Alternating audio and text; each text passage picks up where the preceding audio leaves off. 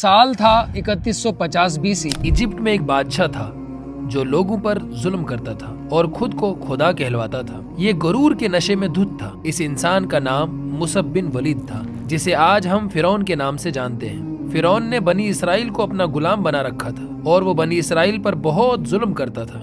फिरौन की हुकूमत को कई साल गुजरते गए और इसका जुल्म भी बढ़ता गया, लेकिन एक दिन इसने लोगों को बातें करते सुना कि इसराइल में एक बेटा पैदा होगा जो फिरौन की हुकूमत को गिरा देगा। फिरौन को लगा कि लोगों ने कोई ख्वाब देख लिया है या फिर ये इनकी किताबों की कोई प्रेडिक्शन है। लेकिन एक दिन फिरौन ने ख्वाब देखा कि यरूशलेम से एक आग आती है और वो मिस्र के सारे घरों को जला देती है, लेकिन बनी इसराइल के बच्चों को कोई नुकसान नहीं पहुंचाती। फिरौन डरा हुआ नींद से उठा। इसने अपने सारे जादूगर और प्रिस्टिश को जमा किया और इन्हें इस ख्वाब के बारे में बताया।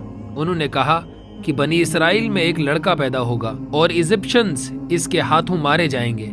ये सुनकर फिरौन ने हुक्म दिया कि बनी इसराइल में जो भी लड़का पैदा हो इसे मार दिया जाए। फिरौन के इस हुक्म के बाद बनी इसराइल में जो भी लड़का पैदा होता इसे मार दिया जाता। लेकिन एक दिन इकोनॉमिक्स एक्सपर्ट ने फिरौन को कहा कि बनी इसराइल के बूढ़े मरते जा रहे हैं और अगर कोई लड़का पैदा होता है तो इसे हम मार देते हैं। इस तरह तो कोई मर्द भी बाकी नहीं रहेगा जिसे हम गुलाम बना सकते हैं और काम ले सकते हैं। हमें कोई पॉलिसी बनानी होगी जिसमें एक साल अगर कोई बच्चा पैदा होता है तो उसे मार दिया जाए और दूसरे साल अगर कोई बच्चा पैदा होता है तो उसे छोड़ दिया जाए। फिरौन ने इस बात को समझा और इसके बाद इसी तरह होने लगा। जिस साल बच्चों को जिंदा छोड़ा जाना था, इसी साल हजरत मूसा अलैहिस्सलाम की माँ हामिला हुई और उन्होंने हजरत मूसा अलैहिस्सलाम के भाई हजरत हारून अलैहिस्सलाम को जन्म दिया। लेकिन इसके अगले साल जब बच्चों को कत्ल किया जाना था, इसी साल हजरत मूसा अलैहिस्सलाम पैदा हुए। हजरत मूसा अलैहिस्सलाम की माँ को डर था कि इनके बच्चे को कत्ल कर दिया जाएगा।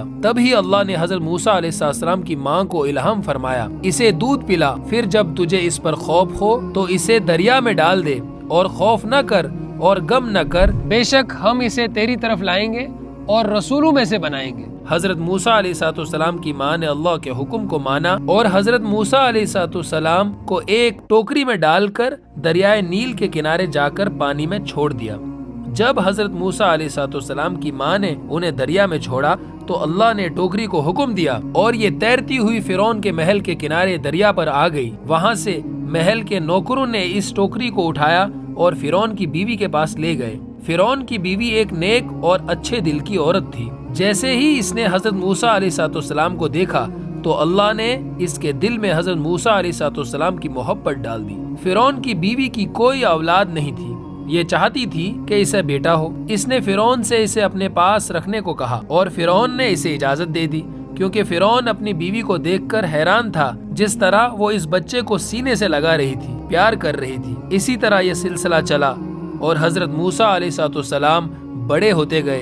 अल्लाह ने हजरत मूसा अलैहिस्सलाम को फिरौन के घर में पाल कर दिखाया। वही सच्चा रब है। और यहाँ तक कि अल्लाह ने हजरत मूसा अलैहिस्सलाम को इसी साल पैदा किया जिस साल बच्चों को मार दिया जाता था। ये सब इस रब की कुदरत है। मूसा अलैहिस्सलाम को अल्लाह ने ताकत और दीन का इल्म दिया था। एक दिन मूसा अलैहिस्सलाम ने देखा कि एक इसराइली को कुछ मिस्र के लोग पीट रहे थे। इस इसराइली ने मूसा अलैहिस्सलाम से मदद मांगी। मूसा अलैहिस्सलाम इसकी मदद करने के लिए आगे बढ़े और तभी मूसा अलैहिस्सलाम ने इस आदमी को गलती से कत्ल कर दिया। मूसा अलैहिस्सलाम को लगा कि इन्होंने बहुत बड़ी गलती कर दी। वो बहुत ज्यादा दुखी हुए और उन्होंने फौरन अल्लाह ताला से माफी मांगी और अल्लाह ने भी इन्हें माफ कर दिया, क्योंकि हजरत मूसा अलैहिस्सलाम का इस इंसान को कत्ल करने का कोई इरादा नहीं था। वो तो बस इस मजलूम की मदद करना चाहते थे। अगले ही दिन मूसा अलैहिस्सलाम ने देखा कि वही इंसान जिसे कल लोग मार रहे थे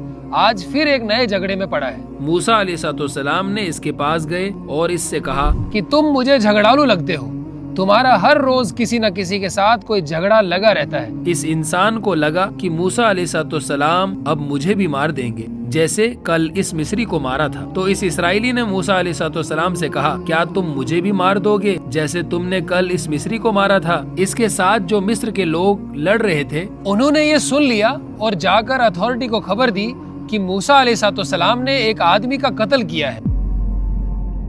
इसके बाद एक इंसान ने मूसा अलैहिस्सलाम को बताया कि तुम्हारे खिलाफ मुकदमा चल रहा है اور تمہیں قتل کرنے کا مشورہ کیا ہے، اور میں تمہیں مشورہ دیتا ہوں کہ بھاگ جاؤ۔ موسیٰ علیہ السلام کو جیسے ہی یہ پتہ چلا، وہ بغیر کسی تیاری کے مصر سے بھاگ گئے۔ ان کے پاس نہ تو کپڑے تھے نہ کچھ کھانے کے لیے تھا، وہ گرم ریت پر ننگے پاؤں چلتے رہے۔ انہیں فرعون کے لوگوں کا خوف تھا کہ کہیں وہ انہیں قتل نہ کر دے، اس لیے وہ چلتے رہے۔ وہ مدیان کی طرف سفر کر رہے تھے، جو کہ سیریا اور مصر کے درمیان ایک علاقہ تھا۔ اس سفر میں حضرت موسیٰ علیہ السلام کے ساتھ کوئی نہ تھا سوائے اللہ کے۔ موسیٰ علیہ السلام لگاتار 8 راتوں تک سفر کیا، جہاں وہ دن کے وقت چھپ جایا کرتے اور رات کو سفر کرتے۔ ریگستان پار کرنے کے بعد موسیٰ علیہ السلام ایک جگہ پہنچے، جہاں وہ ایک درخت کے نیچے لیٹ گئے۔ انہیں بہت زیادہ بھوک اور پیاس لگی تھی اور وہ بہت زیادہ تھک چکے تھے۔ موسیٰ علیہ السلام نے دیکھا کہ 2 عورتیں بکریوں کو پانی پلا رہی ہیں، جنہیں کسی مرد کی ضرورت ہے، کیونکہ جس چشمے سے وہ پانی پلا رہی تھی اس پر ایک بہت بڑا پتھر رکھا ہوا تھا، جسے تقریباً 10 آدمی مل کر اٹھا سکتے تھے۔ تو موسیٰ علیہ السلام نے اپنی پیاس کو رہنے دیا اور جا کر ان عورتوں کی مدد کی۔ موسیٰ علیہ السلام کو اللہ نے کافی طاقت بخشی تھی۔ ان عورتوں نے چشمے سے اپنے ریوڑ کو پانی پلایا اور واپس گھر چلی گئی۔ گھر جا کر ان عورتوں نے اپنے بوڑھے باپ کو اس واقعے کے بارے میں بتایا۔ ان عورتوں کے بوڑھے باپ نے موسیٰ علیہ السلام کو گھر آنے کی دعوت دی۔ موسیٰ علیہ السلام نے اس دعوت کو قبول کیا اور ان کے گھر گئے، اور موسیٰ علیہ السلام نے ان کے بوڑھے باپ کو سب سچ بتا دیا کہ وہ مصر سے کیوں بھاگ کر آ رہے ہیں۔ اس بوڑھے انسان نے موسیٰ علیہ السلام کو اپنے گھر میں جگہ دی۔ وہ بوڑھا بہت خوش تھا کہ اس نے ان کی بیٹیوں کی مدد کی ہے، اور اس نے موسیٰ علیہ السلام کو آفر دی کہ وہ اس کی بیٹی کے ساتھ شادی کر لے، لیکن بعد میں اسے 8 سال کام کرنا ہوگا، کیونکہ اسے اس جگہ کوئی نہیں جانتا تھا اور نہ ہی ان کے پاس رہنے کے لیے کوئی گھر تھا۔ موسیٰ علیہ السلام نے اس کی بیٹی کے ساتھ شادی کر لی۔ اس کے بعد موسیٰ علیہ السلام نے 10 سال کام کیا۔ یہ 10 سال موسیٰ علیہ السلام کی زندگی کے بہت اہم تھے۔ ان 10 سالوں میں موسیٰ علیہ السلام نے اللہ کی قدرت پر، کبھی وہ سورج کو طلوع اور غروب ہوتا دیکھتے تو کہیں رات کو ستاروں پر غور کرتے۔ اسی طرح وہ ڈیفرنٹ چیزوں کو ایبزارو کرتے رہے۔ اللہ تعالیٰ نے موسیٰ علیہ السلام کے مائنڈ کو ٹرین کرتے تھے۔ ایک دن موسیٰ علیہ السلام نے اپنے گھر واپس مصر جانے کا فیصلہ کیا۔ موسیٰ علیہ السلام اپنی ماں اور بھائی سے ملنا چاہتے تھے، اور ویسے بھی انہیں اس مصری کو مارے ہوئے اب 10 سال ہو چکے تھے، اس لیے انہیں واپس جانے میں کوئی خطرہ بھی نظر نہیں آیا۔ موسیٰ علیہ السلام اپنی فیملی کو لے کر مصر واپس نکل پڑے، لیکن انہیں کیا پتا تھا کہ یہ سفر ان کی زندگی بدلنے والا ہے۔ موسیٰ علیہ السلام سفر کرتے ہوئے ایک پہاڑ پر پہنچے جس کا نام کوہ طور تھا۔ وہاں انہیں دور کہیں آگ جلتی ہوئی نظر آئی۔ موسیٰ علیہ السلام جسم کو گرم رکھنے کے لیے آگ لینے گئے۔ جیسے ہی وہ آگ کے پاس پہنچے تو انہیں ایک خوبصورت آواز سنائی دی۔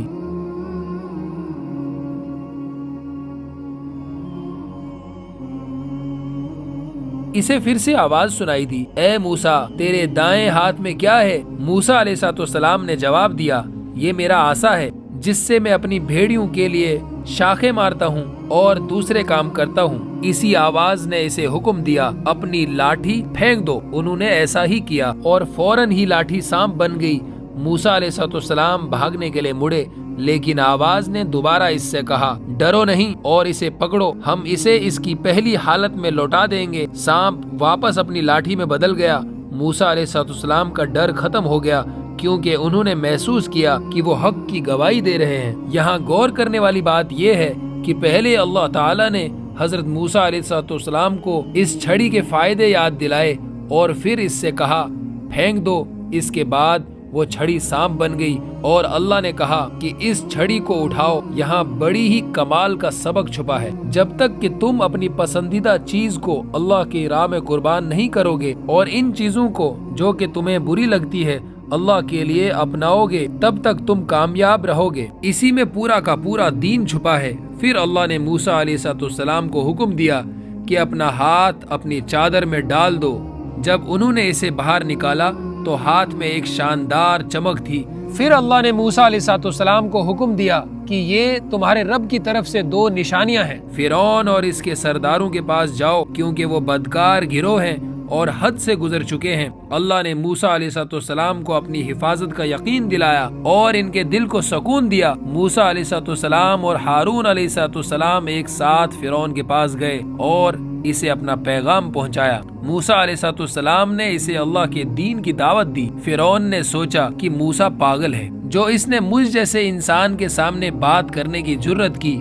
فرعون نے پوچھا، تم کیا چاہتے ہو؟ موسیٰ علیہ السلام نے جواب دیا، میں چاہتا ہوں کہ تم بنی اسرائیل کو ہمارے ساتھ بھیج دو۔ فرعون نے پوچھا کہ میں ان کو کیوں بھیجوں گا؟ یہ میرے غلام ہیں۔ موسیٰ علیہ السلام نے جواب دیا، یہ اللہ کے بندے ہیں۔ فرعون نے موسیٰ اور ہارون علیہ السلام کو حراست میں لے لیا اور ان سے دنیا کے بہترین جادوگروں کو اکٹھا کیا، اور موسیٰ علیہ السلام اور جادوگروں کے درمیان ایک مقابلہ کرنے کی تیاریاں شروع کر دی۔ ہر کوئی اس عظیم مقابلے کو دیکھنے کے لیے بے تاب تھا۔ اس کے شروع ہونے سے پہلے موسیٰ علیہ السلام اٹھے تو بڑے ہجوم میں خاموشی چھا گئی۔ موسیٰ علیہ السلام نے جادوگروں سے کہا، افسوس ہے تم پر اگر تم نے اللہ پر اور اس کی معجزات کو جادو کہا اور فرعون کے ساتھ دیانت داری سے جھوٹ باندھا، کیونکہ جو اللہ پر جھوٹ بولتا ہے وہ بری طرح ناکام ہوتا ہے۔ موسیٰ علیہ السلام نے سچے دل سے بات کی تھی اور جادوگروں کو سوچنے پر مجبور کر دیا تھا، لیکن وہ پیسے اور جہاں و جمال کے نشے میں تھے۔ موسیٰ علیہ السلام نے ان جادوگروں سے کہا کہ پہلے وہ اپنا جادو دکھائیں۔ انہوں نے اپنی جادوئی چیزیں زمین پر پھینک دی۔ ان کی لاٹھیوں اور رسیوں نے سانپ کی شکل اختیار کر لی۔ لوگ یہ دیکھ کر حیران ہو گئے۔ فرعون اور اس کے ساتھیوں نے زور سے تالیاں بجائیں۔ پھر موسیٰ علیہ السلام نے اپنا عصا پھینکا، یہ زور سے ہلنے لگا اور ایک بہت بڑا اژدہا بن گیا۔ یہ دیکھ کر لوگ کھڑے ہو گئے۔ فرعون اور اس کے آدمی خاموش بیٹھے تھے۔ ایک ایک کر کے موسیٰ علیہ السلام کے بڑے سانپ نے تمام سانپوں کو نگل لیا۔ موسیٰ علیہ السلام اسے اٹھانے کے لیے جھکے اور وہ اس کے ہاتھ میں لاٹھی بن گئی۔ ہجوم ایک بڑی لہر کی طرح اٹھ کھڑا ہوا اور جوش و خروش سے چیختا رہا۔ ایسا کچھ پہلے کبھی نہیں دیکھا تھا۔ موسیٰ علیہ السلام کی قدرت کو دیکھ کر جادوگروں نے اللہ کو سجدہ کرتے ہوئے اعلان کیا کہ ہم موسیٰ اور ہارون کے رب پر ایمان لائے۔ فرعون غصے میں تھا اور اس نے الزام لگایا کہ موسیٰ اور جادوگر آپس میں ملے ہوئے ہیں۔ اس نے موسیٰ اور جادوگروں کو دھمکیاں دینا شروع کر دی۔ موسیٰ اور ہارون علیہ السلام چلے گئے اور فرعون اپنے محل میں واپس چلا گیا۔ فرعون ان دونوں معجزوں کا سامنا کرتے ہوئے حیران رہ گیا اور وہ بہت زیادہ غصے میں تھا۔ پھر اس کہانی کا کلائمیکس آتا ہے۔ جب حضرت موسیٰ علیہ السلام بنی اسرائیل کو لے کر بھاگ رہے تھے تو پیچھے فرعون اپنی پوری فوج کے ساتھ موسیٰ علیہ السلام کے پیچھا کر رہا تھا۔ موسیٰ علیہ السلام بھاگتے ہوئے سمندر کے پاس پہنچے اور آگے راستہ ختم ہو چکا تھا۔ اب بھاگنے کے لیے راستہ نہیں تھا اور پیچھے سے فرعون اپنی پوری فوج کے ساتھ حملہ کرنے آ رہا ہے۔ بنی اسرائیل جو موسیٰ علیہ السلام کے ساتھ تھے وہ کہنے لگے، اے موسیٰ تو نے ہمیں کہاں پھنسا دیا؟ اب ہمارا کیا ہوگا؟ لیکن موسیٰ علیہ السلام نے کہا، میرا رب راستہ بنائے گا۔ موسیٰ علیہ السلام کو اللہ نے حکم دیا، اپنی لاٹھی زمین پر مارو۔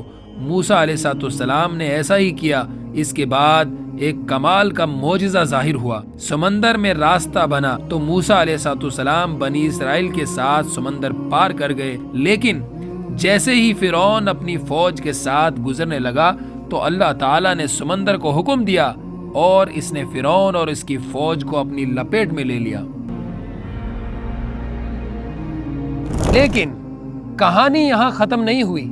اللہ تعالیٰ نے قرآن میں فرمایا ہے کہ ہم فرعون کی لاش کو بعد آنے والوں کے لیے نشانی بنا دیں گے۔ آج ہم تیری لاش کو بچا لیں گے تاکہ تو اپنے بعد والوں کے لیے نشانی بن جائے، اور بے شک لوگ ہماری نشانیوں سے ضرور غافل ہیں۔ اللہ نے ایسا ہی کیا۔ 1898 میں ریڈ سی میں فرعون کی لاش کو ڈسکور کیا گیا، اور کمال کی بات یہ ہے کہ یہ لاش ہزاروں سالوں سے ابھی تک اس حالت میں برقرار تھی۔ یہ لاش اسی سمندر میں پائی گئی تھی جس سمندر میں فرعون کو ڈبایا گیا تھا۔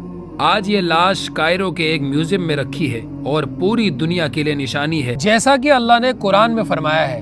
بھائیو، یہ پوری سٹوری تھی جو موسیٰ علیہ السلام کی تھی، جس میں ہم نے بہت کچھ سیکھا، بہت کچھ ہمیں علم ہوا کہ کیسے موسیٰ علیہ السلام نے پوری زندگی بسر کی، کیسے دعوت کا کام چلایا، اور کیسے فرعون جیسے اللہ کے بہت بڑے نافرمان کو دعوت دی۔ یہ ایک ہمت کا کام تھا اور اللہ کی مدد تھی، صبر، توکل اور بہت کچھ تھا اس سٹوری میں۔ اللہ ہمیں اس واقعہ سے سبق اور عبرت لینے کی توفیق دے، اور آپ سے گزارش ہے آپ ہمارے ایسے ہی سٹوریز کو سپورٹ کرتے رہیں تاکہ ہم نیکسٹ ویڈیوز جلدی لائیں۔ السلام علیکم ورحمۃ اللہ وبرکاتہ۔